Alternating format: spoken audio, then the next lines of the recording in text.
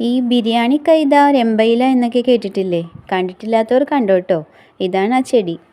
ബിരിയാണി, പുട്ട്, പുലാവ്, മധുരപലഹാരങ്ങൾ എന്നിവയിലൊക്കെ നമ്മൾ സുഗന്ധവും രുചിയുമൊക്കെ നൽകാൻ ഉപയോഗിക്കുന്ന ഒരു ഔഷധ സസ്യമാണിത്. ഇത് ദക്ഷിണേന്ത്യൻ രാജ്യങ്ങളിലും നമ്മുടെ ഏഷ്യൻ രാജ്യങ്ങളിലുമൊക്കെയാണ് ഇത് വ്യാപകമായിട്ട് ഉപയോഗിക്കുന്നത്.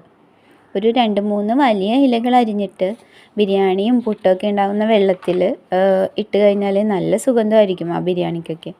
ഇതിനെ രമ്പയിലെന്നും പാണ്ടനിലയെന്നും ചോറ്റോലയെന്നും ബസ്മതി ഇലയെന്നൊക്കെ പറയാറുണ്ട്.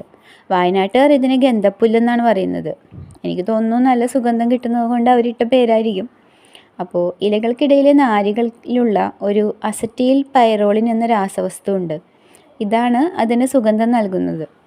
ഇലകൾ ഉണക്കുകയോ തിളക്കുന്ന വെള്ളത്തിൽ ഇടുകയോ ചെയ്യുമ്പോഴാണ് ഈ ബിരിയാണി അരിയുടെ നല്ല മണം ഉണ്ടാകുന്നത്. ചെടിയുടെ ചുവട്ടിൽ പൊട്ടുന്ന കുഞ്ഞു തൈകൾ പറിച്ചു നട്ടിട്ട് ഇത് വളർത്താം. ഏത് കാലാവസ്ഥയിലും നന്നായിട്ട് വളരുന്നതാണ്. ജൈവവളങ്ങളൊക്കെ ഇട്ടാൽ മതി. ഒരു 5 അടി വരെയൊക്കെ ഉയരം വെക്കും. ചട്ടിയിലും ഗ്രോ ബാഗിലും ഒക്കെ വളർത്താം. തൈകളൊരു 5-6 മാസം പ്രായമായാൽ ഇല നുള്ളാം. ചായ കാച്ചാനായിട്ടും ഇതിൻ്റെ ഇലകൾ ഉപയോഗിക്കാറുണ്ട്. പിന്നെ ഈ വായ്നാറ്റവും സിഗരറ്റിൻ്റെ മണമൊക്കെ ഒഴിവാക്കാനായിട്ട് ചിലരിത് ചവച്ച് തുപ്പാറുണ്ട്. ആൻറ്റി ഓക്സിഡൻസ് ധാരാളം ഇതിലുണ്ട്. അതാണ് അതിൻ്റെ ഔഷധ ഗുണവും. പിന്നെ ഐസ്ക്രീമും പുഡിങ്ങും മധുരവിഭവങ്ങളൊക്കെ എന്നിവയിൽ ഉപയോഗിക്കാറുണ്ട്. അപ്പോൾ എല്ലാവരും ഇന്ന് തന്നെ രമ്പയിലിട്ടിട്ട് നല്ല സുഗന്ധമുള്ള പുട്ടും ബിരിയാണിയൊക്കെ ഉണ്ടാക്കുക.